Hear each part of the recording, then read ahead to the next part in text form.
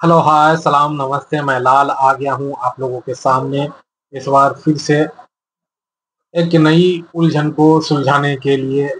जैसा कि आप सभी देख रहे हैं कि ईरान पे इजराइल ने हमला कर दिया है और ईरान का भारी नुकसान हुआ है। ईरान ने पलटवार किया है और खबरें चल रही है न्यूज़ चैनल पे कि जॉर्डन ने और सऊदी अरब ने उसे रोका है एयर डिफेंस के जरिए। तो आज हम समझेंगे कि फिलिस्तीनियों का और ईरान का ये आखिर अरब ममालिक साथ क्यों नहीं देते, खास करके सऊदी अरब और जॉर्डन। दोस्तों, मैं आपको एक चीज़ बता दूं कि जॉर्डन जो है वहाँ राजशाही है, यानी कि मोनार्की है। सऊदी अरब में भी राजशाही है, यानी कि मोनार्की है। अब मैं आपको एक बात और बता दूं कि वहाँ के जो बहुत सारे कबीले खानदान होते हैं, उन सभी का ये मानना है कि हुकूमत उन्हें भी मिलनी चाहिए, हुकूमत में हिस्सेदारी उनकी भी होनी चाहिए। इसलिए जो जॉर्डन या सऊदी अरब की जो हुकूमत है, वो अपने आप को अमेरिका के करीब रखना चाहता है। अमेरिका के करीब इसीलिए रखना चाहता है कि कभी भी उनके देश में बगावत हो तो अमेरिका की ताकत के बदौलत उस बगावत को कुचला जाए। और सऊदी अरब और जॉर्डन किसी भी कंडीशन में अपने यहाँ किसी भी तरह का आंदोलन नहीं देखना चाहता, क्योंकि उन्हें पता है कि एक बार ये आंदोलन का पर्था चल गया तो यकीनन हमारी सत्ता जाएगी। हमास और ईरान ये दोनों ही रसिया समर्थित हैं, और रसिया का जो मेन वहाँ के का जो राज पॉलिटिकल माहौल है, रसिया का जो पॉलिटिकल माहौल है वो कार्ल मार्क्स के विचारधारा पे चलता है, जिसमें कार्ल मार्क्स का विचारधारा ये कहता है कि ये जो हुक्मरान है, जो तुमको हुकूमत करता है, ये तुम्हारा मालिक जो बना हुआ है, ये कैसे बना हुआ है, तुम इसके खिलाफ बगावत करो, अपराइजिंग करो। तो इसी विचारधारा के साथ जो हमास है वो अपराइजिंग कर रहा है, और ईरान जो है वो भी वहाँ अपराइजिंग कर रहा है अमेरिका के खिलाफ, इसराइल के खिलाफ। तो अब जो जॉर्डन है उसे लगता है कि ये जो अगर ईरान मजबूत हुआ और फिलिस्तीनी लोग मजबूत हुए तो जॉर्डन के लोग भी हमारी हुकूमत के खिलाफ बगावत करने लगेंगे, और वो हो सकता है कि ये लोग वहाँ डेमोक्रेसी कायम करें। यही सोच सऊदी अरब को भी खाए जा रही है कि अगर सऊदी अरब के अंदर अगर लोग फिलिस्तीनियों की हिमायत में आ जाएं तो कहीं ना कहीं वहाँ भी बगावत हो सकता है, और वहाँ भी एक कल्चर जन्म ले ले, और हो सकता है कि वहाँ भी डेमोक्रेसी आ जाए।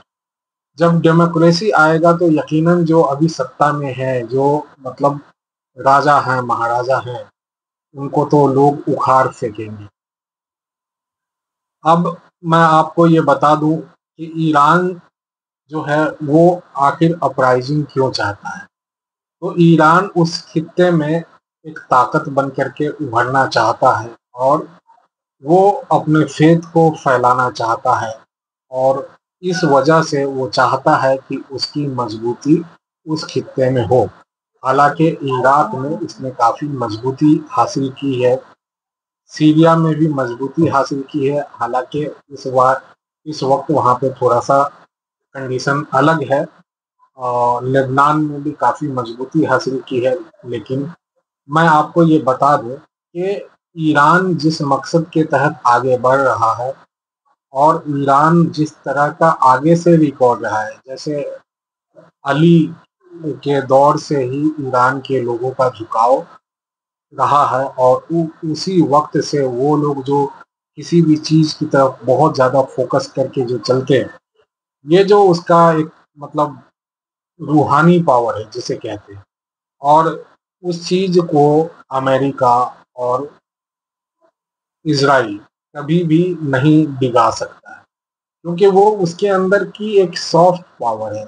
मतलब वहाँ का जो ईरान का बच्चा बच्चा है वो कुर्बानी का जज्बा रखता है, ईरान में जितने भी लोग हैं वो अगर यहूदी यानी कि इज़राइल और अमेरिका के खिलाफ अगर कोई काम हो रहा है, यानी कि उसके खिलाफ अगर कोई एक्टिविटी हो रही है और इन्हें 2 वक़्त की रोटी ना मिले, तो भी ये लोग पेट पे पत्थर बाँध करके यकीनन उस चीज़ को करना चाहेंगे। लेकिन तमाम आलम इस्लाम के मुस्लिमीन जो हैं, उनका ये मानना है कि हमें मतलब जॉर्डन और सऊदी अरब को फ़िलिस्तीन की मदद करनी चाहिए। और ये लोग दिखाने के लिए तो ऐसा करते हैं, लेकिन कभी भी अंदर से ये लोग बहुत सख्त हैं, क्योंकि इन्हें ये पता है कि अगर एक बार आंदोलन छिड़ गया, लोग मुखालिफ होकर के बोलने लगे, तो सत्ता संभाले रखना बहुत मुश्किल है। लेकिन जिस तरीके से अभी मिडिल ईस्ट में ये जो इज़राइल ने ईरान पे हमला कर दिया है, यकीनन ये जो चीज़ है ना, वो इज़राइल को भी ले डूबेगा और अमेरिका को भी ले। अब मैं ऐसा क्यों कह रहा हूँ? पूरी दुनिया तो अमेरिका को सुपर पावर मानती है। दोस्तों, इससे पहले ब्रिटेन भी सुपर पावर था, इससे पहले मंगोल भी सुपर पावर, इससे पहले सिकंदर भी सुपर पावर। आपने देखा कि इन सब का क्या हाल। यकीनन रसिया, चाइना, ईरान, ये जो एक तरफ इकट्ठे हो रहे हैं, एक ग्रुप की तरफ बन रहे हैं, ये यूं ही नहीं बन रहे हैं। इसके पीछे एक लंबी मेहनत है और एक बेहतर ब्लूप्रिंट है। जिस तरीके से पूरे वर्ल्ड में कम्युनिस्ट और मुसलमानों के बीच यूनिटी बननी शुरू हुई। मैं आपको ये बात थोड़ा सा याद दिला दूं कि कम्युनिस्ट विचारधारा इस्लाम के बिल्कुल खिलाफ है और वो हर वक्त मुस्लिम के खिलाफ जहर उगलने का काम करते थे, मुस्लिमों के खिलाफ बोलने का, मुस्लिमों की मस्जिद में ताला लगाना, ये सब कम्युनिस्टों का काम। लेकिन जब से पुतिन आए और उन्होंने थोड़ा-सा मतलब इस चीज़ को, मतलब जो मुस्लिम के खिलाफ हुआ करते थे कम्युनिस्ट, उसमें बदलाव लाया और उसने मुस्लिम का साथ देना। चाइना ने भी थोड़ा बहुत ऐसा किया कि वो अपने आप को थोड़ा सोशलिस्ट करना शुरू किया। कम्युनिस्ट से थोड़ा-सा हट करके उसने कारोबार पे ध्यान दिया, कैपिटलिज़्म की तरफ थोड़ा अपना रुख किया। इस तरह से जो कम्युनिस्ट की विचारधारा है, इसमें बहुत ज़्यादा चेंजेस आया, बहुत ज़्यादा बदलाव आया और कम्युनिस्ट के मानने वाले जब कभी पहले वो एक नास्तिक की तरह हुआ करते थे, आज वो मुस्लिमों को एक समर्थन देने वालों के जैसा दिखता है। और ये लोग चाहते हैं, खास करके रसिया, चाइना, ये चाहते हैं कि किसी भी तरीके से अगर मिडिल ईस्ट से हम अमेरिका को भगा पाएँ, तो यकीनन उस खित्ते पे हम फिर से अपने अकॉर्डिंग सरकारें बना सकते, अपने अकॉर्डिंग बिजनेस मॉडल खड़ा कर सकते हैं और अपने अकॉर्डिंग वहाँ की नीतियाँ तय कर सकते हैं।